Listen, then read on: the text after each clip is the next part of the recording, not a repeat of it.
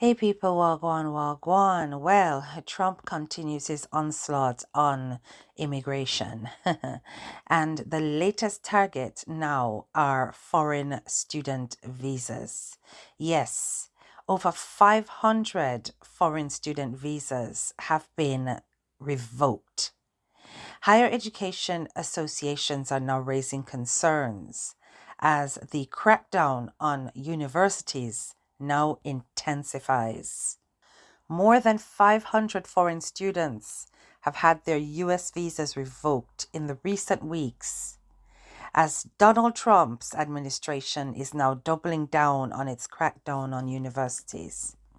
NAFSA, a network of universities and individuals engaged in international education and exchanges, have said that they've identified 500 visa revocations by compiling reports from higher education institutions across the United States of America.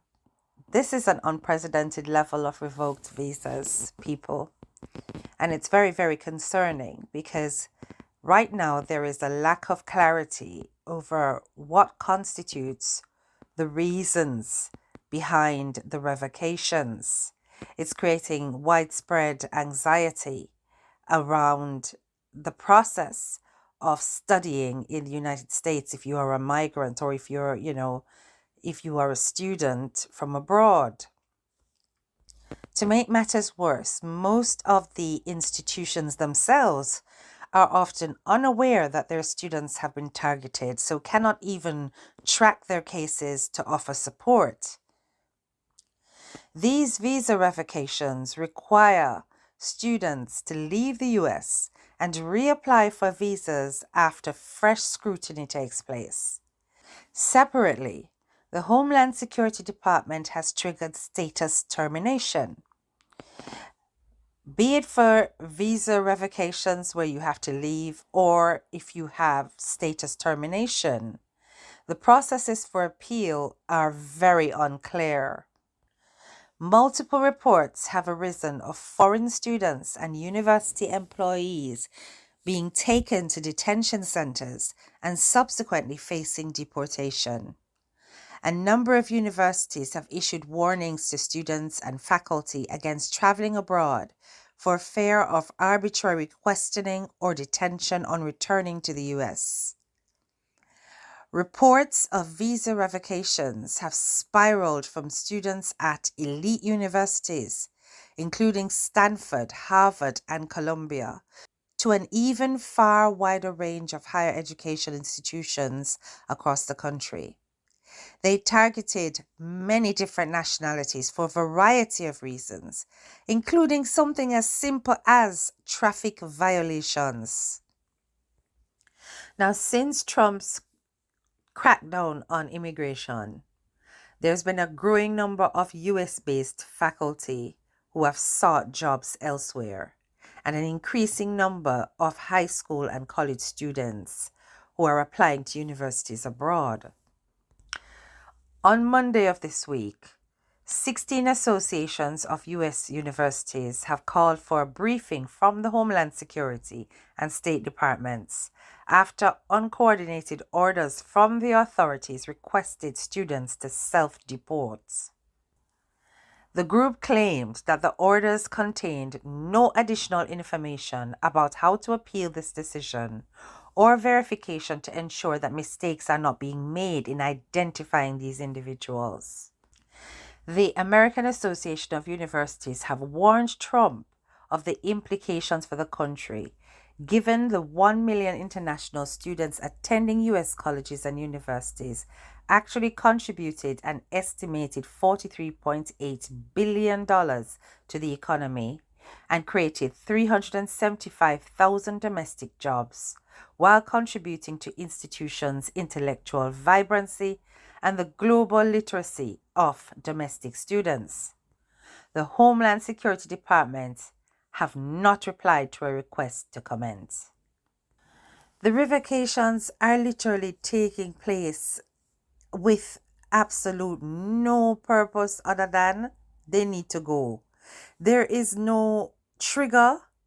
There is no there's no warning. Listen, this is a serious situation because your child could be looking forward to studying in the United States of America. You've made your financial sacrifices. You've gathered all the loans, put all of your investments into this move, sent your child off to university to go and study. And then, as a result of them just being in the country, they're told that their visas are revoked and given no reason why, and told that they have to leave. 40 students of these 500 have reported that their cancelled visas were as a result of minor infractions. We're talking about traffic tickets here. They simply receive a message in their inbox that says, the International Student Service is writing to inform you that your SEVIS record was terminated. It was an absurd and unreal situation for this particular international student at the University of Wisconsin-Madison, just 1 month away from her graduation. And with that one notification, this young lady was suddenly considered out of status in the US, and staying could mean violating immigration laws. Now, the Department of Homeland Security maintains the SEVIS database, and that tracks international students and scholars on the F, M, and J visas. Once a SEVIS record is terminated, a student's legal status becomes immediately invalid. They must either leave the US within the grace period, which is typically 15 days, or take steps to restore their status. Otherwise, they risk deportation and future visa restrictions. One thing emerged from the young lady's case where she received that notification was that most of the affected students had in fact been fingerprinted. Some had been cited for non-criminal offenses, but the message they received actually stated they had criminal records. She recalled that a year ago she was driving home when she got 2 speeding tickets, one for speeding and another for failing to stop. She hadn't seen the police car behind her until it was too late.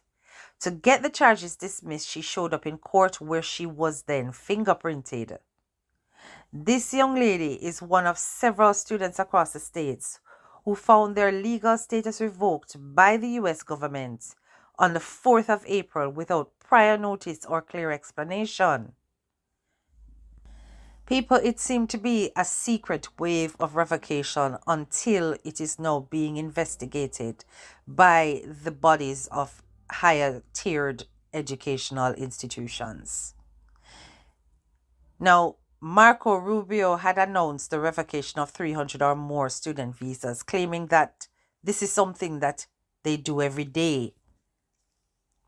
He even referred to the students as national security threats.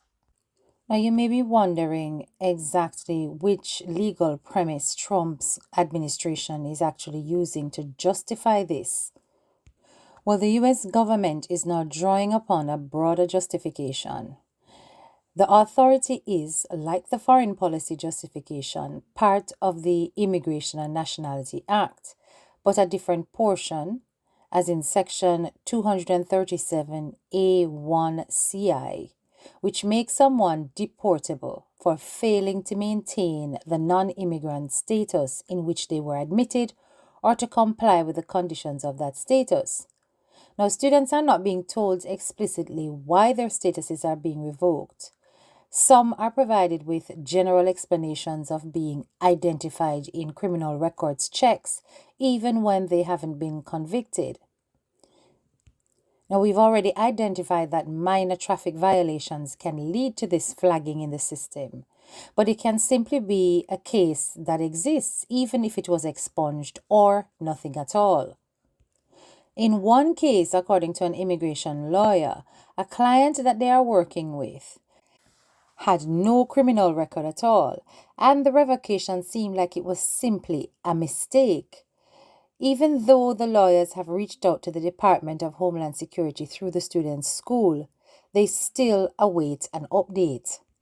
There was a Chinese student, for example, at Dartmouth College with no criminal record. He had his visa status revoked, and that was for apparently no reason. There are even situations where some may have been arrested but not convicted, and they've had their statuses revoked. There was even one case where a student was an actual domestic violence victim who was part of a dual arrest. And in that situation, where the officer actually arrests both parties involved, the student was never charged with a crime, and yet they have received a revocation.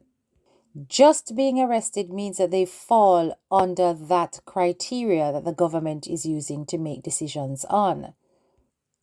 Now, on the basis of the so-called arrest record, in order for a student to maintain their status, they have to fulfill certain requirements, like obeying specific laws of a certain severity or maintaining sufficient class enrollment or documentation or following work restrictions. But there seems to be a very non-discriminatory approach when it comes to who gets their status revoked. They are not looking into whether or not the cases presented resulted in a conviction or whether or not the student was guilty of a crime. Just on the basis of an arrest that has led to what they regard as criminal activity or a failure to maintain status.